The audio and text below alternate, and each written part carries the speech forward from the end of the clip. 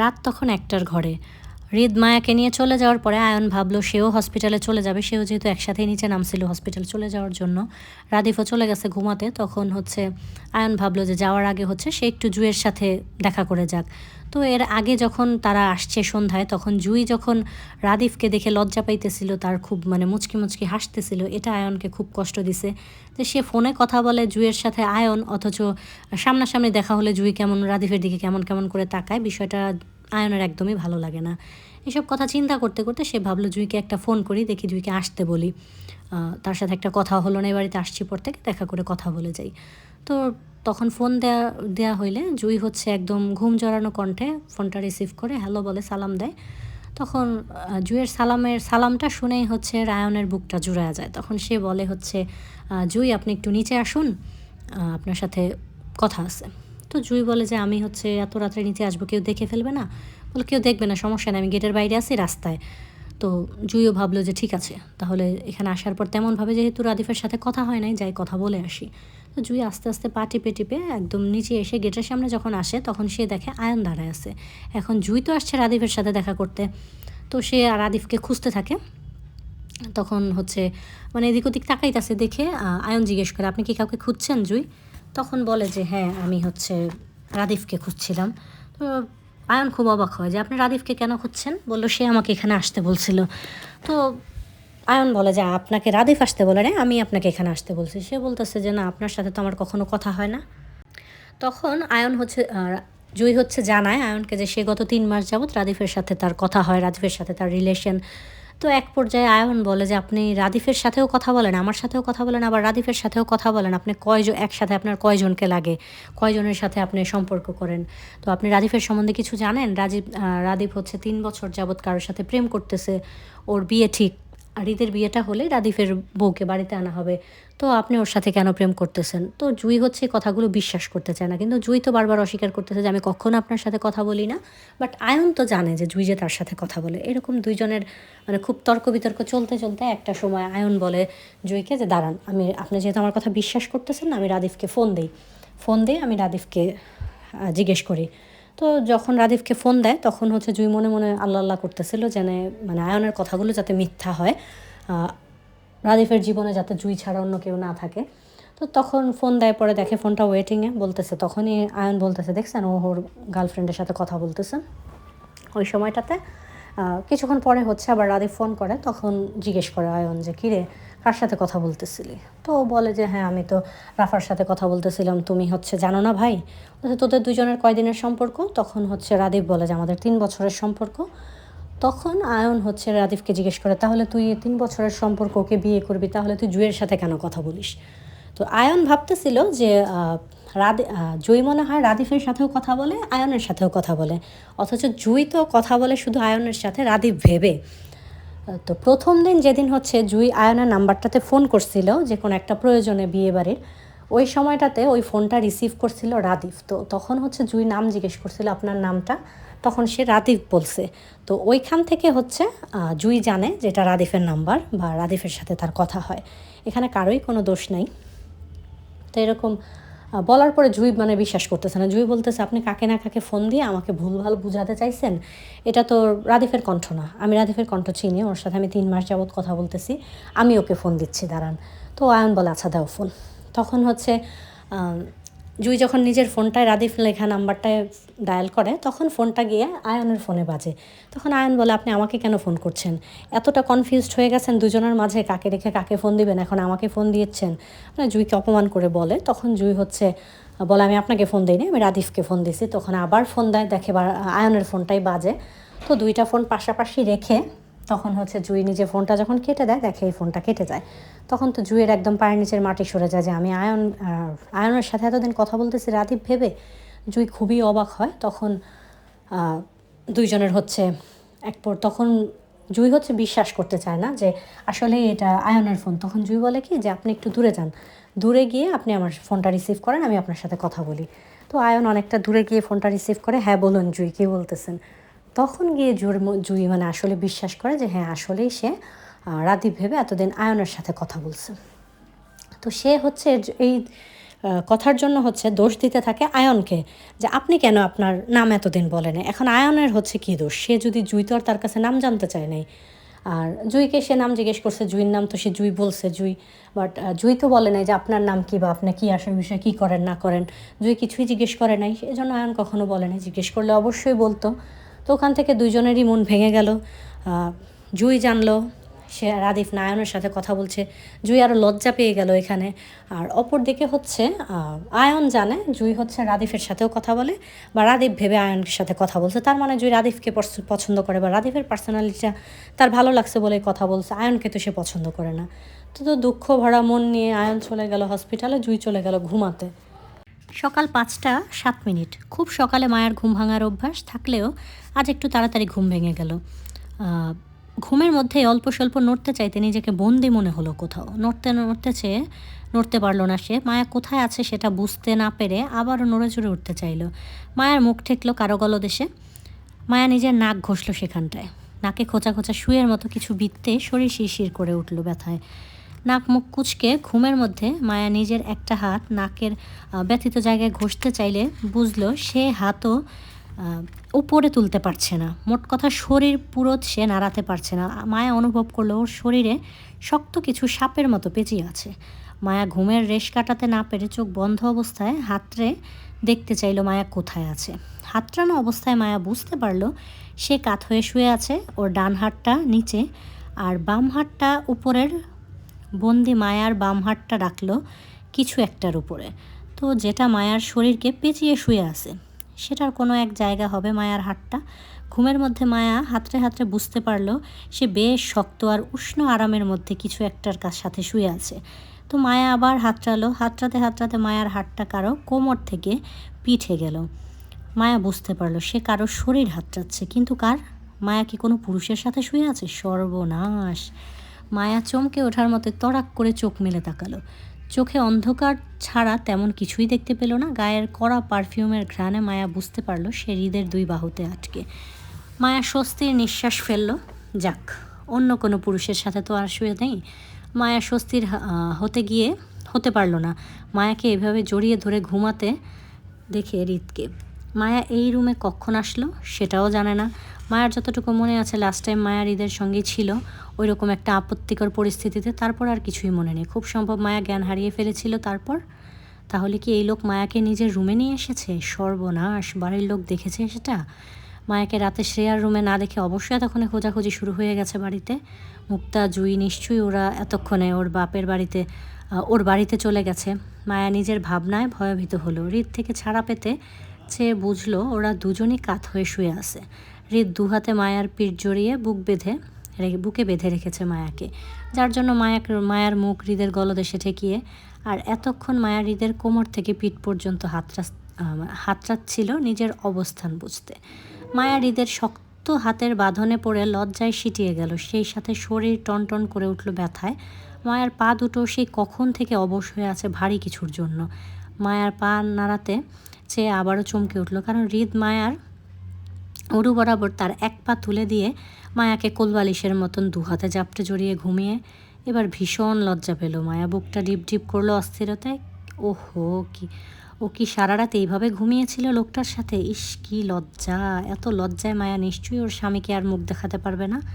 মায়া লজ্জায় আড়ষ্ট হয়ে হৃদ থেকে ছাড়া পেতে চেয়ে আস্তে করে হৃদের হাতগুলো নিজের উপর থেকে সরালো। তারপর হৃদের ঘুমের সুযোগ নিয়ে খুবই আস্তে ধীরে নিজের উরু থেকে হৃদের ভারী পা সরিয়ে চুপি চুপি খাট থেকে নামলো। গায়ের ওড়নাটার খোঁজ করতে দেখলো সেটা অবহেলায় ফ্লোরে পড়ে। মায়া কি ওড়না ছাড়া লোকটার সাথে ঘুমিয়েছিল? ইস! মায়া আবার লজ্জায় আশ্রে পড়ে দ্রুত ফ্লোর থেকে নিজের ওড়না গায়ে জড়াতে ঘাড় বেঁকে তাকালো হৃদের দিকে। হৃদ এখনও মায়ার দিকেই কাত হয়ে ঘুমিয়ে আছে, যেভাবে মায়াকে বুকে নিয়ে ঘুমিয়েছিল সেভাবেই আছে। শুধু হৃদের বুকে মায়া নেই। মায়া চোরের মতো কর্নার টেবিল হতে নিজের ফোনটা উঠিয়ে বিনা শব্দে খালি পা টিপে টিপে রুম থেকে বের হতে বুক চেপে স্বস্তির নিঃশ্বাস ফেলল। আজ বড় বাঁচা বেঁচে গেছে মায়া। হৃদের ঘুম থেকে ওঠার আগেই মায়া পালিয়ে আসতে সক্ষম হয়েছে সেখান থেকে। মায়া বুকে হাত রেখে স্বস্তির নিঃশ্বাস ফেলার মতো মধ্যে নাকে বাজলো কড়া পারফিউমের ঘ্রাণ। এই ঘ্রাণটা মায়া চিনে, হৃদের শরীরের ঘ্রাণ। যতবার হৃদ মায়ার সামনে এসেছিল ঠিক ততবারই মায়া এই সুগন্ধিটা পেয়েছে। মায়া নিজের কাঁধে নাক বাজিয়ে শ্বাস টানতেই বুঝতে পারলো হৃদের শরীরের ঘ্রাণ মায়ার শরীরে লেগে আছে। মায়া চমকে উঠল, বারবার নাক বাজিয়ে নিজের শরীর শুকলো। বাপরে, মায়ার পুরো শরীরে শুধু হৃদ গন্ধ ছড়াচ্ছে। এই মুহূর্তে মায়া যদি কারো সামনে যায় তাহলে নিশ্চিত ধরা পড়ে যাবে। সবাই বুঝে যাবে মায়া যে হৃদের সাথে রাতে ছিল। কি সাংঘাতিক ব্যাপার! লোকটার শরীরের ঘ্রাণটা কেমন মায়াকে টানছে। মায়া ভীতু চোখে আশেপাশে তাকালো। চারপাশটা কেমন অচেনা অপরিচিত ঠেকলো। এটা ফাহাদদের বাড়ি নয়, সেটা চট করে বুঝে গেল মায়া। তাহলে মায়াকে এই লোক কোথায় নিয়ে এসেছে? এটা কার বাড়ি? মায়ার জানা মতে এটা খানবাড়িও নয়, কারণ মায়া খানবাড়িতে গিয়েছিল 2বার। ওর চেনা আছে খানবাড়ি। তাহলে এটা কোথায়? কে থাকে এখানে? নিজের চিন্তাভাবনার মাঝে মায়া ভয় পেল না, বরং নির্ভয়ে থাকলো হৃদ পাশে আছে বলে। তবে কৌতূহল হয়ে চারপাশটা দেখতে দেখতে সামনে এগুলো। করিডোরের সামনে মায়া দেখতে পেল একটা লম্বা সিঁড়ি নিচে ড্রয়িং রুম অবধি গিয়েছে। মায়া নিচে গেল না, বরং সেই সিঁড়ির মাথায় বসলো। কার না কার বাড়ি এটা? মায়া যদি কৌতূহল নিয়ে নিচে অবধি যায় তাহলে নিশ্চয়ই কারো না কারো সামনে পড়ে যাবে সে। তখন হবে আরেক বিপদ। অপরিচিত দেখে যদি মায়াকে জিজ্ঞেস করে সে কে, কার সাথে এই বাড়িতে এসেছে, রাতে কোথায় ছিল, তখন মায়া কী বলবে? মায়ের কাছে তো এসবের উত্তর নেই। আবার মায়া হৃদের ভয়ে রুমেও যেতে পারছে না বলে ও এখানে বসে থাকবে বলে ঠিক করলো। হাতের ফোনটার লক খুলতে মায়ার মাথায় দুষ্টু বুদ্ধি আসলো। মায়ার জামাই তো আর জানে না মায়া যে ওদের সম্পর্কে অবগত, তাহলে এই বিষয়ে লোকটাকে একটু হেনস্থা করলে কেমন হবে? অবশ্যই দারুণ হবে। মায়াকে এই লোক কম নাকে দড়ি দিয়ে ঘুরায়নি। সামনে থেকেও মায়ের কাছে নিজের পরিচয় না দিয়ে জব্দ করবে বলে ঠিক করলো। হাতের ফোনটায় হৃদকে কল দিতেই হৃদ সেই কল রিসিভ করলো বেশ কিছুক্ষণ পরে। মায়া হৃদকে কল রিসিভ করতে দেখে চট করে কান্না করার মতো নাক টেনে বলল, হ্যালো জান। হৃদ ঘুম জড়ানো কণ্ঠে উত্তর করলো, হৃদের মাতাল কণ্ঠে মায়ার বুকটা ধুপ করে উঠল। বাপরে, এই লোকের সব কিছুই মারাত্মক। মায়া এত ঘায়াল হতে হতে না জানি আবার হার্টের সমস্যা হয়ে যায়। হৃদের কণ্ঠে মায়া এক মুহূর্তের জন্য নিজের অভিনয়ের কথা ভুলে গেলেও পর মুহূর্তে ঠিকই মনে পড়ল সে এখন অভিনেত্রী। হৃদকে জব্দ করতে চেয়ে আবার নাক টেনে কাদার ভান করে বলল, হ্যালো শুনছেন? আমি না আপনাকে ঠকাইছি। আমার বড় আপুর ভাসুর হৃদ খান আমার সাথে রাতে ঘুমাইছে। এখন আমি আর আপনার বউ না। মায়া কথায় চট করে হৃদের ঘুমের রেশ কেটে গেল। ফোনটা কানে নিয়ে মাথা উঁচিয়ে তাকালো নিজের পাশে। সে একাই বিছানায় শুয়ে আছে। মায়াকে নিজের পাশে বিছানায় দেখতে না পেয়ে বুঝলো বেয়াদব বউটা তাকে ঘুমের মধ্যে রেখেই পালিয়েছে। হয়তো আশেপাশে কোথাও থেকে হৃদকে কল করে তারই নামে বিচার দিচ্ছে। হৃদও দমে যাওয়ার পাবলিক না। বোকা বউটা তো আর জানে না তার স্বামীকে দমানো দেয়।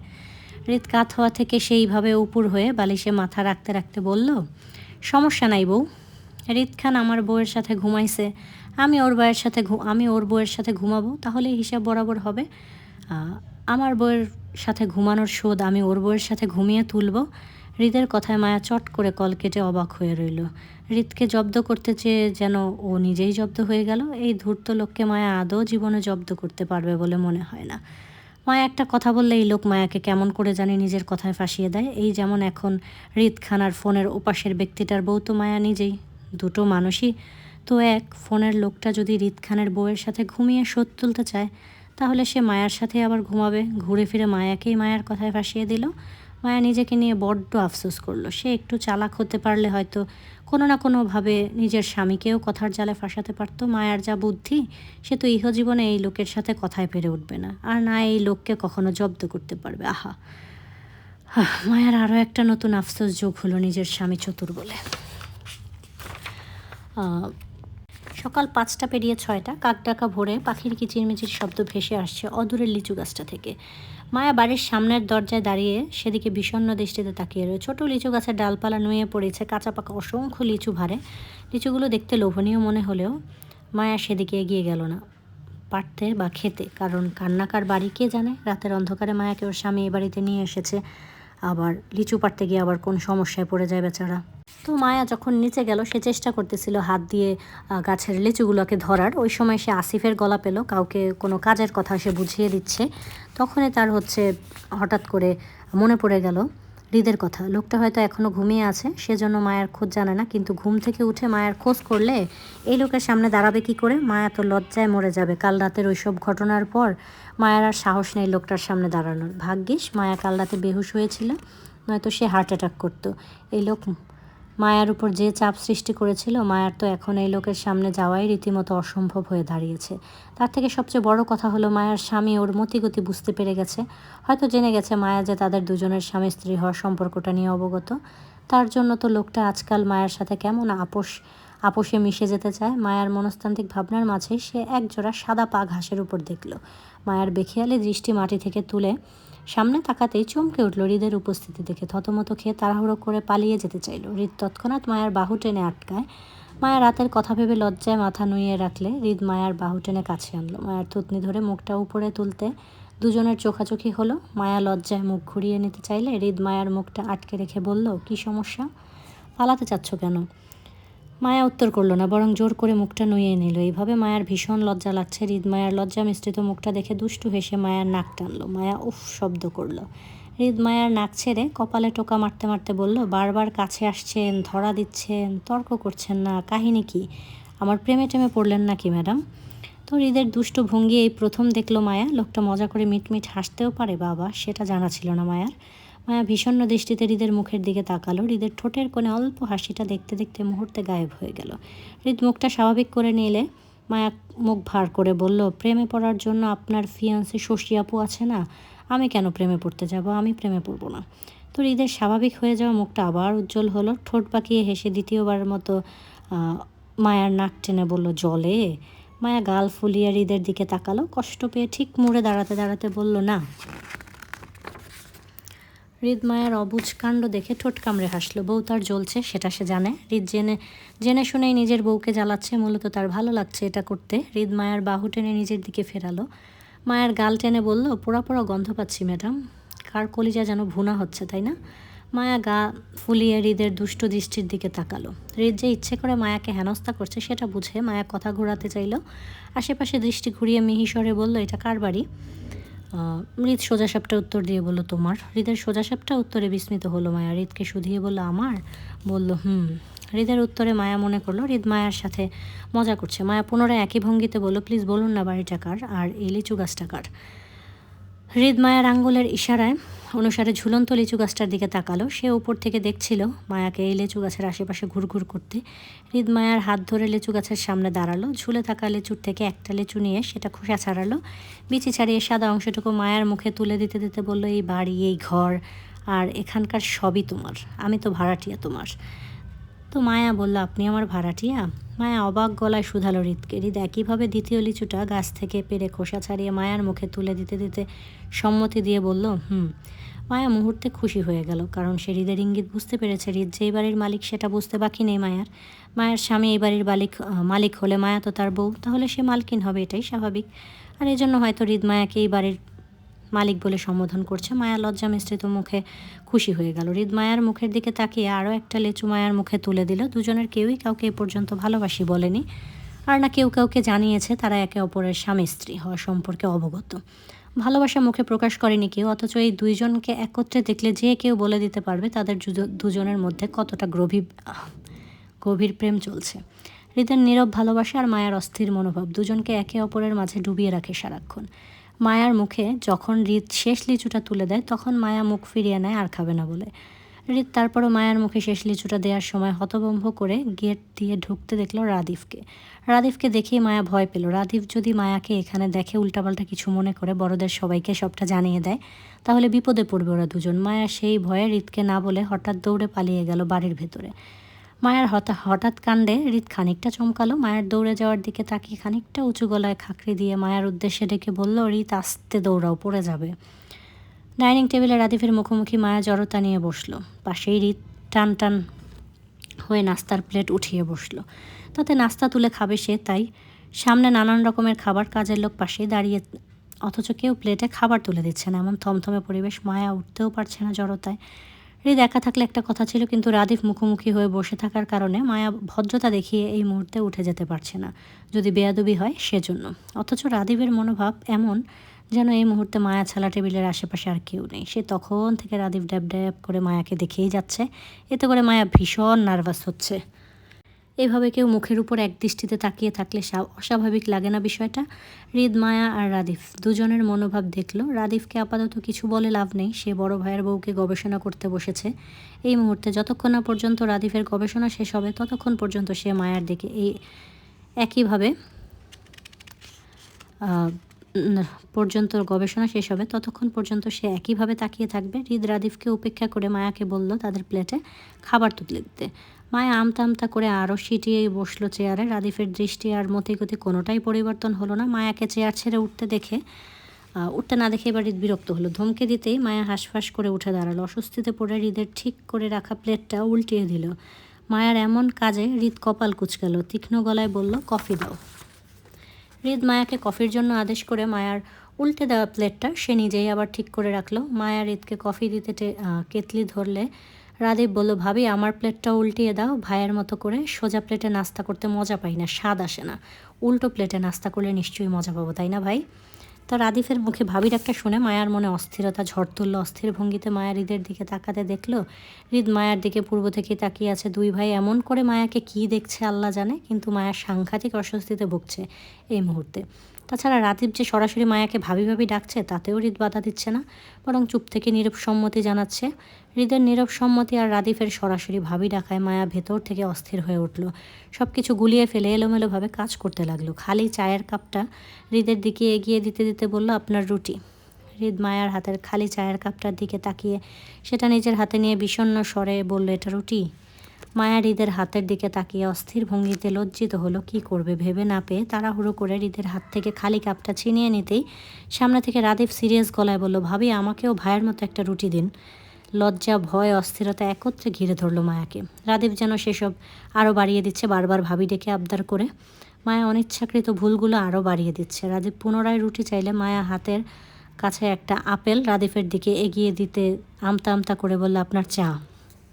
রাদীপ মায়ার হাত থেকে আপেলটা নিয়ে গোল গোল চোখে সেটা কয়েক পলক দেখে টুপ করে সেটায় কামড় বসাতে বসাতে বলল, আহা ভাবি, ভাবির হাতের চা হলো অমৃত। চা তো নয়, যেন আপেলের স্বাদ পাচ্ছি খেতে। মায়া হৃদের দিকে একটা কলা এগিয়ে দিতে দিতে একই ভঙ্গিতে বলল, আপনার কফি। তো হৃদ মায়ার হাত থেকে কলাটা নেয়ার আগেই রাদীপ সেটা ছো মেরে ছিনিয়ে নিতে নিতে বলল, ভাবি ভাইয়ের তো কফি খাওয়ার দাঁত নেই, আমার দাঁত আছে 34টা। এই যে দেখো, এই জন্য আমি তোমার কলা ফ্লেভারের কফিটা আমিই খাই, কেমন? নাস্তা টাস্তা শেষ করার পরে সময় এখন 9টা 45 মিনিট। তপ্ত রোদ মোটামুটি পুরো ধরণীতে ভরে গেছে। ওই সময়টাতে মায়া গাড়ির পেছনে বসে আছে। হৃদ তার কাজকাম ফেলে গাড়ি ড্রাইভ করতেছে, পাশের সিটে রাদীপ বসা। আপাতত রাদীপের একটাই কাজ, সে হচ্ছে ঘুরঘুর করে মায়ার দিকে তাকায় আছে, আর কোনো কাজ নেই তার। তো তারা কোথায় যাচ্ছে সেটা মায়া জানে না। তো মায়া আপাতত আসামির কাঠগড়ায় আছে, যেহেতু রাদীপ তাদের বিয়ের বিষয়টা জেনে গেছে। আর এই মুহূর্তে যদি মুক্তার শ্বশুরবাড়ির লোকজন জানে বা হৃদ খানের সাথে কোথা থেকে আসলো এগুলো জিজ্ঞেস করে, তো মায়া তখন জানতেছিল, মায়া জানে না কোথায় যাচ্ছে, বাট মায়া হচ্ছে চিন্তা করতেছিল যে আমাকে হয়তো নিয়ে যাচ্ছে যে মুক্তা আপুদের বাড়িতে। কাল থেকে একই জামা পরনে মায়ের কাছে নিজের কাছেও নোংরা নোংরা লাগছে, একটু ফ্রেশ হওয়া দরকার। কিন্তু সে মনে মনে চিন্তা করতেছিল, আল্লাহ জানো এবারের লোকজন যখন জানবে তখন কি একটা বিচ্ছিরি অবস্থা হবে, সবাই কত নোংরা ভাববে মায়াকে। এইসব চিন্তা ভাবনা করতে করতে হঠাৎ করে রাদীফের মাথায় একটা দুষ্টামি চাপে এবং সে হচ্ছে মায়াকে জিজ্ঞেস করে যে, ভাবি তুমি আমার আম্মুকে চেনো, দেখেছো কখনো সরাসরি? তো রাদীফের কথায় মায়া হচ্ছে খুব কাচুমাচু করে বলে যে, না আমি তাকে দেখিনি। তো রাদীফ মনে হয় এটার আশাই ছিল যে সে বলবে কখনো দেখেনি, তারপরে তাকে চটাবে। তো বলতেছে, জানো আমার আম্মু কিন্তু অনেক রাগী, হৃদ ভাইয়ের থেকেও আমার আম্মু অনেক বেশি সিরিয়াস, অনেক বেশি রাগী। মা যখন খুব বেশি রেগে যায় না, মার মাথা দিয়ে 2টা শিং বের হয়। তো রাদীপ যখন মায়াকে এই কথা বলল যে ওর মা রেগে গেলে ওর মার মাথায় 2টা শিং বের হয়, এটা শুনে তো মায়ার একদম ঘাম ঝরতেছে। এটা দেখে হৃদ হচ্ছে সামনের আয়নাতে দেখলো, দেখে হচ্ছে এসির পাওয়ার বাড়ায় দিল। তো সে হচ্ছে হৃদ হচ্ছে রাদীপকে ধমক দিতেছিল বারবার যে, শাট আপ ইডিয়েট, ওকে উল্টাপাল্টা কথা বলছিস কেন, এমনিতেই ভয় পাইতেছে। তো তখন হচ্ছে মায়া জানতে পারলো যে তারা হচ্ছে হৃদের মার সাথে দেখা করতে যাইতেছে। তো এমনি তো মায়া ভয়ে আরও অবস্থা খারাপ, তার মধ্যে হৃদের মার সাথে দেখা করতে যেতেছে। তো সারা রাস্তা ভর্তি করে হচ্ছে রাদীপ হচ্ছে হৃদকে উল্টাপাল্টা বুঝাইলো যে, তুমি ভাইকে দেখতেছো যতটুকু মেজাজ ভাইয়ের চেয়ে 10 গুণ বেশি মেজাজ হচ্ছে মায়ের, এইটা ওইটা নানান কথা বলল। তো এরকম বলতে বলতে তখন হচ্ছে মায়া তো ভয়ের মধ্যেই একদম অবস্থা খারাপ। তার মধ্যে তারা একটা বাড়ির সামনে থামলো। থামার পরে হৃদ গাড়ি থেকে বের হয়ে তারা লিফটে করে উপরে গেল। 6 তলায় যাওয়ার পরে কলিং বেল দিল। তখন যে গেটটা খোলার পরে একটা 20-22 বছরের একটা মেয়ে সে দৌড়ে এসে বলল, ম্যাডাম গো, বড় ভাইজান ভাবিরে লইয়া আইসে দেখা যান। এটা শুনে মায়া বেশ অবাক হইল। হৃদ ভীষণ বিরক্ত হইল এই কথা শুনে। আর রাদীপ ভীষণ মজা পাইল। তো যাই হোক, এরকম করে ঢুকলো। তারা দুই ভাই হৃদকে রেখেই চলে গেল। গিয়ে তারা সোফায় গিয়ে বসে আছে। তো মায়া আস্তে আস্তে ওখানে গেল, গিয়ে বসলো। তো সে দেখলো কিছুক্ষণ পরে তার শাশুড়ি আসলো উপর থেকে নেমে। তার শাশুড়ি প্রায় লম্বায়, মহিলাটি 5 থেকে 7 কি 8 ইঞ্চি হাইট হবে। তাছাড়া এই যুবতী মহিলাকে দেখলে প্রথম দেখায় কেউ বলতে পারবে না এই মহিলার দুটো দামড়া দামড়া ছেলে আছে। বাপ রে, কি ভয়ঙ্কর!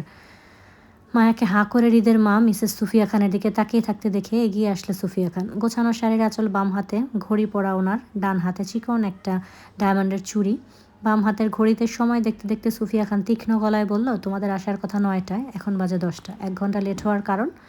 শক্ত গলায় শক্ত পার্সোনালিটি দেখে মায়ার মনে ভয় আরও বেড়ে গেল। হৃদের কার্বন কপি দেখছে শাশুড়িকে। বাপরে, কথার দৃষ্টি দুটোরই কি তেজ তাদের! হৃদ কিছু বলবে তার আগেই সোফায় শুয়ে থাকা রাদীপ উঠে বসতে বসতে বলল, ভাবির হাতের ইউনিক নাস্তা খেতে খেতে আমাদের 1 ঘন্টা দেরি হয়ে গেল মা। কি মজার মজার নাস্তা ছিল সেগুলো! আহা, আপেল ফ্লেভারের চা, কলা ফ্লেভারের কফি, কাপ ফ্লেভারের রুটি, আরও কত কি ছিল! রাদীপের কথায় সুফিয়া খান দৃষ্টি ঘুরিয়ে তাকালো হৃদের পাশে দাঁড়িয়ে থাকা ছোট্ট মায়ের দিকে। তো সে বলল যে, আগের ন্যায় গম্ভীর গলায় বলল, খেয়ে এসেছো কেন? আমি না করেছিলাম না সকালের নাস্তা সবাই একত্রে করব, সেটা ভুলে গেলে? সুফিয়া খানের গম্ভীর গলার কথায় মায়া কেঁপে ওঠে হৃদের দিকে আরও চেপে দাঁড়ালো। হৃদের গা ঘেঁষে দাঁড়িয়ে পেছনে লুকাতে চাইল। হৃদ মায়ার হাতটা শক্ত করে ধরে রেখে বলল, টেবিলে নাস্তা দিতে বলো মা, আমরা তেমন কিছু খেয়ে আসিনি, একটা শুধু কফি খেয়ে এসেছি। হৃদের বলা শেষ করতে না করতেই তনি দৌড়ে কিচেনে চলে গেল টেবিলে নাস্তা দিতে। সুফিয়া খান মায়ার মনোভাব বুঝতে পেরে গম্ভীর গলায় ডাকলো মায়াকে নিজের কাছে। বলল, এদিকে আসো। সুফিয়া খানের গম্ভীর ডাকে মায়ার সারা শরীর শিহরিত হয়ে গেল ভয়ে, আতঙ্কে। খামচে ধরল হৃদের কোমরের পাশে শার্টের কিছু অংশ। হৃদ দৃষ্টি নত করে মায়ার দিকে তাকালো। মায়াকে ভীষণ অসহায় আর ভয়ার্ত দেখালো। অতিরিক্ত নার্ভাসনেসে মায়াকে ঘামতে দেখে মনে হলো যে কোনো সময় কেঁদে ফেলবে মায়া। হৃদ ছোট করে মায়াকে বলল, যাও। মায়া নড়ল না, বরং হৃদের পেছনে দাঁড়িয়ে নিজেকে আড়াল করলো। সুফিয়া খান হঠাৎ মায়ার ভয় পাওয়ার কারণটা বুঝতে না পেরে অনেকটা ধমক ছুড়ে ডাকলো মায়াকে নিজের কাছে। মেয়ে, শুনতে পারছো না? ডাকছি তোমায়, এদিকে আসো, কাম। সুফিয়া খানের ধমকে মায়া কেঁপে উঠে সত্যি সত্যি মায়ার চোখে পানি আসলো। সুফিয়া খান তীক্ষ্ণ দৃষ্টিতে তাকালো হৃদের দিকে, বলল, কি হয়েছে? কাঁদছে কেন? হৃদ রাদীফের দিকে বিরক্তি চোখে তাকালো। মায়ার চোখে পানি দেখে রাদীফ দুষ্টু হাসছে। নিজের কাজে সে সফল হতে পেরেছে। হৃদ সেদিকে তাকিয়ে সুফিয়া খানকে বলল, তোমার ছেলেকে জিজ্ঞেস করো মা, রাদীফ ওকে উল্টাপাল্টা বুঝিয়েছে তোমার নামে, সেজন্য তোমাকে ভয় পাচ্ছে ও। হৃদের কথায় শক্ত চোখে তাকালো সুফিয়া খান রাদীফকে চোখ রাঙিয়ে হৃদের পেছন থেকে মায়ের হাত টেনে নিয়ে বসালো সোফার উপর। টি টেবিলের উপর থেকে পানির গ্লাসটা মায়ের দিকে এগিয়ে দিতে দিতে বলল, পানিটা খাও, আমাকে ভয় পাওয়ার কিছু নেই। মায়া ভয়ে ভয়ে পানিটা নিল। গ্লাসে চুমুক দিতেই হৃদ এসে রাদীফের পাশে বসলো। মায়া গ্লাসের পানিটুকু শেষ করতেই সুফিয়া খান হাত বাড়িয়ে মায়ার থেকে গ্লাসটা নিয়ে পুনরায় জায়গায় রাখতে রাখতে বলল, আমার ছেলেকে কি দেখে পছন্দ করলে তুমি? ওই চেহারাটা ছাড়া আর কিছুই নেই ওর পছন্দ করার মতো। তাহলে তুমি কি দেখে বিয়ে করলে ওকে? আমার ছেলের সুন্দর চেহারার প্রেমে পড়লে নাকি? সুফিয়া খানের সোজাসাপটা কথায় মায়া ভয় আরও বাড়ল। মা ছেলে দুটোই একরকম, কথার তেজ আর আচরণে মানুষকে ঘায়েল করতে সক্ষম। মায়া কোনো রকমে মাথা নাড়িয়ে অসম্মতি দিতে দিতে বলল, না, তুমি চেহারার প্রেমে পড়নি বলছো? তাহলে কিসের জন্য বিয়ে করলে আমার ছেলেকে? ও তো সুবিধার মানুষ নয়। সুফিয়া খানের গম্ভীর কণ্ঠ আর তীক্ষ্ণ দৃষ্টিতে মায়ার গলা শুকিয়ে এলো। তৃষ্ণার্ত গলা আলো ভয়ার্ত চোখে তাকালো সুফিয়া খানের দিকে। শক্ত শাশুড়ি, কঠিন প্রশ্নের উত্তর। মায়াকে কী বলতে হবে এই মুহূর্তে জানা নেই। মহিলাটি এমনি ভীষণ লম্বা। মায়া সোফায় বসে মুখ তুলে উপরে তাকাতে তাকাতেও ঘাড় বেঁকে যাচ্ছে। চতুর সুফিয়া খান মায়ার নীরব অসুবিধাটা বুঝে চট করে বসে গেল মায়ার সামনে। মায়া চমকালো, ভয়ে আরও সিটিয়ে গেল সোফায়। সুফিয়া খানের হঠাৎ বসার ধরনে মায়ার কলিজা ধরাস করে উঠল আতঙ্কে। শুধু কথায় নয়, মা ছেলে বসাবসিতে যেন একই রকম তেজ থাকে। ভয়ার্ত মায়া খালি মস্তিষ্কে ভাবতে বসলো, মা ছেলের মধ্যে কে কাকে কপি করে? আর হৃদ খান নিজে মাকে কপি করে নাকি মা নিজের ছেলেকে কপি করে বেড়ায়? কোনটা আসলে? তো মায়া চিন্তাভাবনার মাঝে আবার সুফিয়া খান বলে উঠল, কিছু জিজ্ঞেস করছি আমি, উত্তর দাও। সুফিয়া খানের গম্ভীর কণ্ঠে মায়া ভয়ার্ত মুখে মিনমিন করে বলল, আমি কিছু জানি না, আমাদের এমনি এমনি বিয়ে হয়ে গেছে। মায়ের উত্তরটা পছন্দ হলো না চতুর সুফিয়া খানের। পেশায় উনি একজন অ্যাডভোকেট, দীর্ঘদিনের পেশাদারিতে উনি মানুষকে পাল্লায় তুলে পরখ করার অভিজ্ঞতা আছে ওনার। ছেলের বউ হিসেবে অল্প বয়সী মেয়েটাকে ওনার মাপা হয়ে গেছে এতক্ষণে, কিন্তু তারপরও ছেলের পছন্দ বলে মেয়েটিকে ওনার প্রশ্নের মুখাপেক্ষী হতে হবে। ওনার জন্য দরকার মেয়েটি আসলে ওনার ছেলের জন্য কতটা পারফেক্ট, ওনার ছেলেই মেয়ের জন্য পাগল, সেটা উনি এতদিন শুনে এসেছেন। কিন্তু ওনার মতো এই মেয়েকেও অবশ্যই সমান পাগল হতে হবে ওনার ছেলের জন্য, নয়তো যে কোনো পরিস্থিতিতে ভয় পেয়ে এই মেয়ে পিছিয়ে যেতে পারে। অল্প বয়সী মেয়েরা এমনই হয়, পরিস্থিতি মোকাবেলা করতে না পারলে পিছিয়ে যাওয়ার সম্ভাবনা থাকে। তীক্ষ্ণতায় সুফিয়া খান মায়ার রেশ ধরে বলল, এমনি এমনি আবার বিয়ে হয় কিভাবে? আমার ছেলেকে চেনো তুমি? ওর ক্রিমিনাল মাইন্ডের প্রখরতার সম্পর্কে তোমার একরত্তি ধারণা নেই। তোমার মনে হতে পারে আমার ছেলের সাথে তোমার বিয়েটা এমনি এমনি হয়ে গেছে, কিন্তু সেটা সত্যি নয়। ওর জীবনে কোনো কিছুই এমনি এমনি হয় না। যে ছেলে গায়ের পোশাকটাও প্রপার পছন্দ ছাড়া পরে না, সে জীবনসঙ্গীকে কি কোনো চিন্তাভাবনা ছাড়া এমনি এমনি এন্ট্রি দিয়ে দিবে? তোমার মনে হয়? আচ্ছা, আমার ছেলের কথা বাদ দাও, তোমার কথা বলো, তুমি কি চাও? যেহেতু বিয়েতে তোমার মত ছিল না, তাই চাইলে তুমি এই বিয়ে থেকে বেরিয়ে আসতে পারো। আমি তোমার ডিভোর্সের ব্যবস্থা করব। কি চাই ডিভোর্স? সুফিয়া খানের সোজাসাপটা কথায় মায়ের মাথা ঘুরিয়ে উঠল। মায়ের দৃষ্টি তৎক্ষণাৎ ঘুরে গেল হৃদের তীক্ষ্ণ দৃষ্টির দিকে। সঙ্গে সঙ্গে চোখাচোখি হলো দুজনের। হৃদ পূর্বের ন্যায় তীক্ষ্ণ দৃষ্টিতে মায়ের দিকে তাকিয়ে মনে হলো সেও যেন তার মায়ের মতো মায়ের উত্তরগুলো চায়। ভয়ে ডরে মায়া সিটিয়ে বসলো তক্ষুনি। আবারও শোনা গেল সুফিয়া খানের গম্ভীর কণ্ঠ, ওর দিকে না তাকিয়ে আমাকে দেখো, লুক অ্যাট মি। তোমার কি চাই বলো? মায়া কোলের উপরে হৃদের কোটটাকে দুহাতে দুমড়ে মুচড়ে চেপে ধরার মতো করে সিটিয়ে বসলো। মায়া মনে হলো সে কঠিন কোনো পরীক্ষা দিতে বসেছে এই মুহূর্তে। মায়া বলল, আমার কিছুই চাই না। কি চাই না ঠিক করে বলো।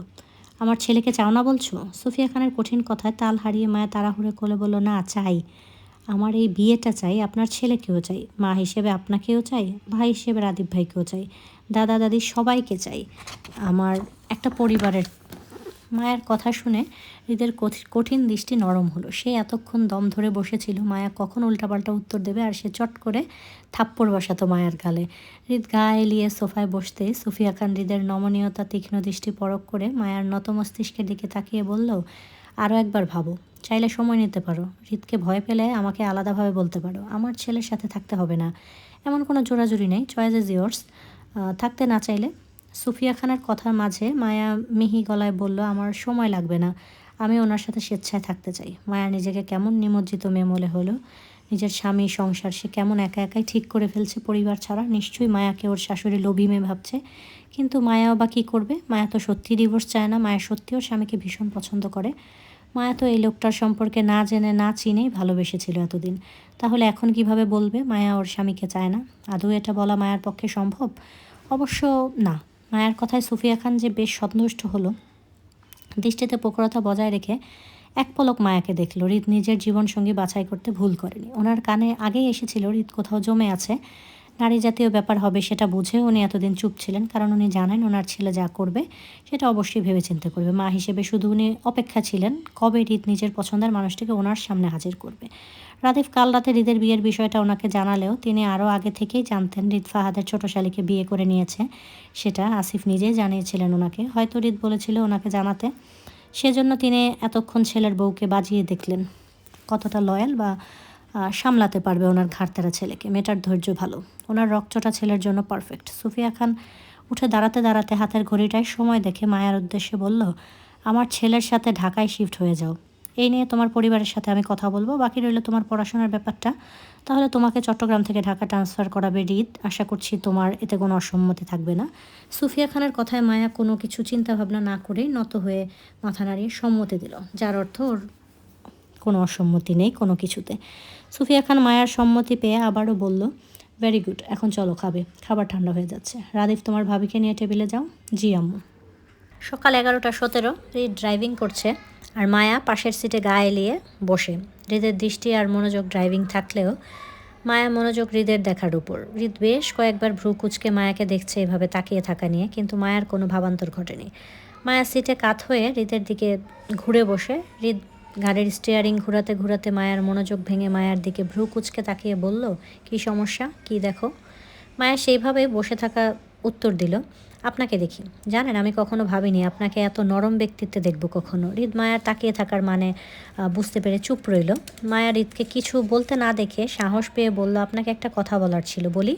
তো হৃদ স্টিয়ারিং ঘোরাতে ঘোরাতে সম্মতি দিল, হুম। মায়া সিট ছেড়ে সোজা হয়ে বসলো, সিরিয়াস হওয়ার ভঙ্গিতে মিনমিন করে বলল, আমাদের কলেজ থেকে রাঙামাটি যাওয়ার ছিল, ট্যুরের প্ল্যানিং করেছে সবাই, আমিও সবার সাথে যেতে চাচ্ছিলাম। মায়ার কথা শেষ করার আগেই অসম্মতি জানিয়ে ড্রাইভিং করতে করতে বলল, নো ট্যুর নো প্ল্যানিং, কোথাও যাওয়া যাবে না তোমার, সব ক্যান্সেল। মায়া হতাশ গলায় বলল, এমন করছেন কেন, সবাই তো যাচ্ছে, আমি একা না, এই ট্যুরে আরিফ ভাইও যাবে আমাদের কাছে। এখন আমি না গেলে ভাইয়া নিশ্চয়ই জিজ্ঞাসা করবে কেন যেতে চাচ্ছি না, পাকামো করবে না হৃদ, আমার এসব পছন্দ না। আরিফের সাথে আমি কথা বলে নেব, তুমি কোথাও যাবে না। হৃদের মুখে আরিফের নামটা শুনতে মায়া আতঙ্কিত গলায় তাড়াহুড়ো করে বলে উঠল, আরে না না, আরিফ ভাইয়ের সাথে কথা বলতে হবে না, এসব সামান্য বিষয় নিয়ে, সামান্য একটা ট্যুরের জন্য কি আর আরিফ ভাইকে এখন আমাদের সম্পর্কের কথাটা বলার দরকার নেই, আমি কোথাও যাব না, প্রমিস। তো মায়া তাড়াহুড়ো করায় হৃদের সন্দেহ হলো, মায়া যে নিজের পরিবারকে ওদের সম্পর্কে জানাতে চাচ্ছে না সেটা হৃদ ভালোই বুঝলো। হৃদ ড্রাইভিং করতে করতে মায়ার দিকে ভ্রু কুচকে তাকিয়ে বলল, তুমি কি কোনোভাবে এই সম্পর্কটা তোমার পরিবারের কাছে হাইড করতে চাচ্ছ হৃদ? হৃদের কথায় মায়া ভয়ে মাথা নাড়িয়ে অসম্মতি জানালেও মনে মনে সে সত্যিটা জানে, সে অবশ্যই চাচ্ছে না আপাতত তাদের সম্পর্কের কথাটা বাড়ির কেউ জানুক বা কোনো সমস্যা হোক। হাইড করবো কেন, আসলে বড় আপুর বিয়েটা মাত্র শেষ হলো, তো আর কয়েকটা দিন যাক, তারপর না হয় আমাদের ব্যাপারটা জানাবো। মায়ের কথাগুলো হৃদের যুক্তিসঙ্গত মনে না হলেও সে আপাতত চুপ রইল। তাড়াহুড়ো করে মায়াকে চাপে ফেলতে চায় না হৃদ, বরং বউকে কিছুদিন সময় দেয়া উত্তম ভেবে হৃদ চুপ রইল। কিন্তু মায়া হৃদের সাথে বিয়েটা পরিবারকে জানানো নিয়ে এই মুহূর্তে ভীষণ ভয় পাচ্ছে। কিভাবে কি করবে বা পরিবার আদৌ ওদের সম্পর্কটা মানবে কি না তাও জানে না মায়া। মূলত মায়া ভয় থেকে এই মুহূর্তে হৃদের সাথে সম্পর্কটা লুকাতে চাইছে। চতুর সুফিয়া খানের তখনকার কথাটাই সত্যি হলো, অল্প বয়সী মেয়েরা বোঝে কম, তারা পরিস্থিতি মোকাবেলা করতে জানে না, বরং ভয়ে পিছিয়ে যায়। মায়ার ক্ষেত্রে তাই হচ্ছে। তো বউ তার ভীষণ দুর্বলতার জায়গা, হৃদ খানের বউ তার ভীষণ দুর্বলতার জায়গা, আর হৃদ খান নিজের দুর্বলতাকে আগলে রাখতে জানে। মায়া কী করলো না করলো তাতে হৃদ খানের কিছুই যায় আসে না। যখন হৃদ খানের মনে হবে এই সম্পর্ক আগে বাড়ানো দরকার, তখন সে সেটা করে নেবে সকল বাধা অতিক্রম করে। ভালোবাসার মানুষকে নিয়ে ঘর সাজাতে জানে। হৃদের ভালোবাসার সাক্ষী হতে প্রকৃতি আজ নতুন প্রেমে রঙিন হলো। বাতাসে ভেসে বেড়ালো এক মিষ্টি প্রেমের সুবাস, হৃদ মায়ার প্রেম কথা। শুধু দুটি হৃদয়ের নয়, ভালোবাসার গন্ধ বাতাসে ভেসে বেড়াবে অনন্তকাল। তো এই ছিল আজকের মতো, এখানেই গল্পটা। বাকি হচ্ছে কালকের পর্বে আসবে, যখন মায়া হচ্ছে হৃদকে না জানায় ট্যুরে চলে যাবে। এর পরের পর্বটা অনেক সুন্দর, আমার তো ভীষণ পুরো গল্পের মধ্যে পছন্দের পার্টি এর পরের পর্বটা আমার। তো তোমাদের কেমন লাগলো সেটা জানাবা, অবশ্যই লাইক করবা, কমেন্ট করবা। তোমরা একদম লাইক করতে চাও না, এটা আমি বুঝি না, যে এত ভিউ হয় ভিডিওতে, তার মধ্যে 100 লাইক আসে না। সবাই একটু লাইক করে দিও ভিডিওটা। আর কেমন লাগলো আজকের পর্বটা, একটু বোরিং হয়তো বা, কালকের পর্বটা ভীষণ ভাল লাগবে। তো এটাই ছিল আজকের জন্য, সবাই ভালো থেকো, সুস্থ থেকো, আল্লাহ হাফেজ।